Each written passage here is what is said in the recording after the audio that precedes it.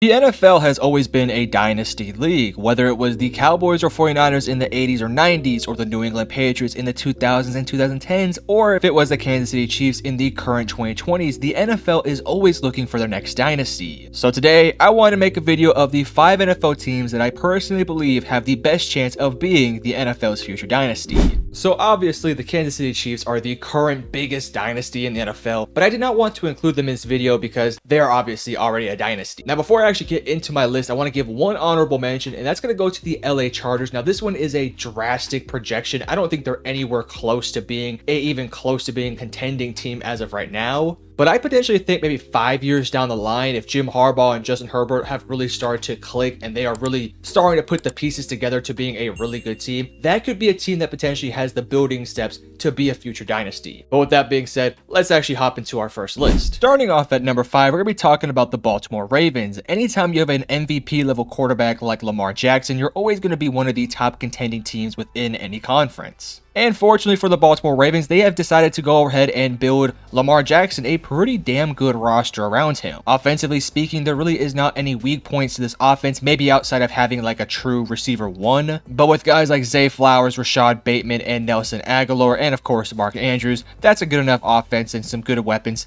to surround Lamar Jackson with. Not to mention you do have Tez Walker behind them, who could potentially become something someday. You also bring in a guy like Derrick Henry, who could potentially be helping this Ravens team for the next foreseeable years. And if that does happen, Derrick Henry is obviously going to be one of, if not the best running back within the NFL. Now, I personally don't believe that Derrick Henry is a part of the long-term future of the Baltimore Ravens, like a guy like Zay Flowers, Rashad Bateman, and Lamar Jackson is. But I do think in the meantime, while this team is trying to potentially figure out their long-term answer at the running back position, maybe it's Keaton Mitchell, maybe it's a future running back in next year's draft, I do think this team has the makeup of what is going to be a contender for the foreseeable future. And that is also helped by the fact that this is one of the best defenses in the entire NFL, with some young guys like Kyle Hamilton, who I think is going to be one of the best safeties in the league, Odafe Oweh, who's turning into one of the better pass rushers within the league as well, and a number of other younger and older players. This defense is one of the best defenses in the league. I know they lost some coaches this offseason, but I do think they'll figure out a way to fill in those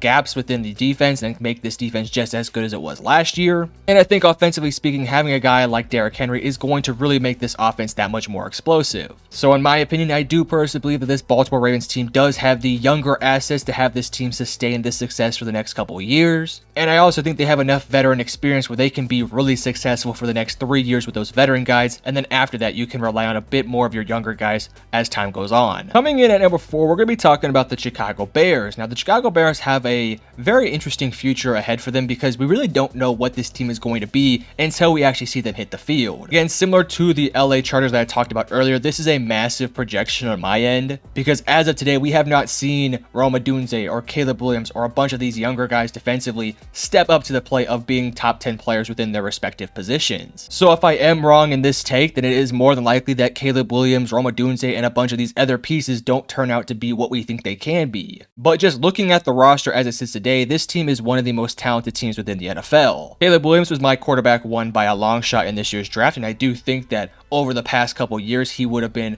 the best quarterback prospect, maybe outside of guys like Trevor Lawrence and maybe Joe Burrow. You surround him with 2 veteran receivers in DJ Moore and Keenan Allen, who can help this team win now, while also being able to help them develop some of the younger guys behind them, like Velus Jones Jr. and Rome Odunze. You also have Cole Kmet, who's also an extremely young tight end prospect. Your offensive line does still need some work, but you do have some younger guys on that offensive line like Tevin Jenkins and Darnell Wright. And defensively speaking, this is one of the best defenses within the NFC, and it is just studded out with a bunch of younger pieces like Tremaine Edmonds, Jalen Johnson, Tyreek Stevenson, Jaquan Brisker, and so many other pieces. And I do personally believe that if this team just can develop some of these younger assets and turn them into some legitimate studs, this is one of the best teams within the NFL. Now again, we're basing this all on the idea that this team is going to develop into those top 10 players within their respective positions. For example, we don't know what Caleb Williams is going to be until we actually see him on the football field. And I do personally think that it's going to take him at least 2 years before he becomes that potential top 10 quarterback. But I do think once everything starts to click for this team, I do think this team could easily be one of the biggest threats to become a dynasty within the NFL. Anytime you have the makeup of a quarterback combination with a wide receiver, a tight end, and a bunch of other young studs, you're setting yourself up extremely nicely for a very bright future. And I do feel like Chicago has done a very good job of surrounding Caleb Williams with the necessary pieces for him to succeed immediately, while also having enough guys who are really young to help this team succeed for the next foreseeable years. My only question for this team is going to be within the coaching staff, but I do think that is going to get figured out this upcoming season, and if it does work out for them, then great. But if not, you go out there, you get a new future head coach who's going to lead this team into potentially being a future dynasty. Next up at number 3, we're going to be talking about one of the most talented teams within the NFC, especially within the NFC East, the Philadelphia Eagles. Just last year, the Philadelphia Eagles were in the Super Bowl and were contending with the Kansas City Chiefs all the way down to the very end of that game before they unfortunately lost in the Super Bowl. And had they won that game, then we might already be talking about the Philadelphia Eagles becoming a dynasty as of today. But unfortunately, they lost that championship, and last year they had a very disappointing season. But I do think as of right now, this team is trending in the right direction in general. Offensively speaking, you do have this young quarterback in Jalen Hurts to go along with some other young pieces like A.J. Brown, who isn't necessarily young, but is still a younger talent. Some other guys include Devontae Smith, Dallas Goedert, your whole offensive line. It may be a bit on the older side with guys like Lane Johnson, but there are some younger pieces like Landon Dickerson, Cam Jurgens, and Tyler Steen. And defensively speaking, you have been acquiring a bunch of younger talents to make this defense one of the more formidable defenses within the NFL. I think this defense still has a couple question marks that need to answer, mainly within the linebacking room and some cornerback questions, but as of today, I do think there's enough young talent on this defense to make it one of the better units out there. Defensive line-wise, you have Jordan Davis, Jalen Carter, Bryce Huff, a bunch of other younger guys too. Linebacker-wise, you do have Nakobe Dean and Jeremiah Trotter. We'll see if those guys can pan out. I think you're relying on some good talents that haven't quite proven themselves quite yet. Cornerback-wise, you decided to go out there and draft Cooper DeJean and Quinion Mitchell, who I think are going to be two fantastic players for this defense moving forward. And you obviously surround those younger players with veteran guys like C.J. Gardner-Johnson, Reed Blankenship, Darius Slay, Devin White, Brandon Graham, so on and so forth. This is one of those NFL teams that has a good combination of young talent to go along with older talent. But as I've said the entire offseason, I just cannot trust the coaching staff quite yet. I do think the coaching staff is good enough to teeter this team going in the right direction, as in being the contenders within the NFC. But in terms of becoming a dynasty, I think you need to have a top 5 head coach, and as of right now, I just don't really believe in any of these coaching staff members of the Philadelphia Eagles. So hopefully for the sake of the Philadelphia Eagles, I will, one, be proved wrong, or if it doesn't prove me wrong, then hopefully they will actually be able to find their future head coach who could lead this team to potentially becoming one of the biggest dynasties within the NFC. Next up at number 2, we're going to be talking about probably the best team in the NFC, not named the San Francisco 49ers, and that is going to be the Detroit Lions. Anytime you have an offense that is as talented as a Lions with guys like Amon-Ra St. Brown, Jamison Williams, Sam Laporta, a stout offensive line, and of course Jahmyr Gibbs, you're going to be one of the best offenses out there regardless of who your quarterback is. And for this Lions team, I do think they actually have a very good quarterback in Jared Goff. Is he a top 5 quarterback in the league? Definitely no. But is he a top 10 guy? I definitely think there's an argument to be said. And to be honest with you, I don't really feel like Jared Goff has to be that spectacular for this team to make a deep playoff run. Like, they are so ridiculously talented both offensively and defensively that as long as Jared Goff can just do his job and not cost the team games, he's going to be totally fine as a starting quarterback. And for the sake of the Lions, as I said earlier, I do think Jared Goff is a good quarterback, so it's not like you have to worry about him selling consistently as time goes on. I really have no fears that Jared Goff can go toe-to-toe with any of the top quarterbacks in the NFL. Hell, last year we saw him do it consistently in the playoffs, going up against Matthew Stafford, Baker Mayfield, and Brock Purdy to have a pretty damn competitive run before just coming up just a tad bit short in the NFC Championship game. Jared Goff is an experienced quarterback who's been to a championship game before, fell a little bit short, but he was younger then. Now he's more experienced, and I do think that he is able to get this team heading in the right direction as time goes on. And the nice thing for this Lions team is, let's say Jared Goff does not pan out in the next couple years and you have to replace him with a drafted quarterback or somebody you maybe get in free agency. It's not like it's going to be that difficult to get any quarterback out there and have this team going in the right direction because of how talented this team is. You can put basically any quarterback under center. If it's Jared Goff, Baker Mayfield, hell, even Sam Darnold, I think they're going to have success with all the talent on this team.